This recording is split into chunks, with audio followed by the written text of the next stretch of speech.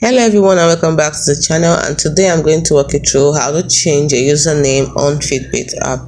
Now if you want to change username, what you do is that from the home menu you tap on the U icon at the bottom, then you see profile, edit profile, tap on edit profile, and then you see social profile, so tap on edit. And then this social profile is what is visible to your Fitbit friends and groups, so you can choose whether or not to share your location with your friends. It depends on you. So you can see display name.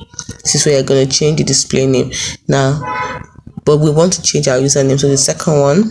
And don't forget, you can only change username once every 60 days. So you put in your new username, and once you're done, you tap on save at the top, and it is as simple as that. Now this name is already taken, so I have to put something else to make it more, and then you can now choose the one you want to use. As I want to use my username, then tap on save, and that's it. Hope you found this video helpful.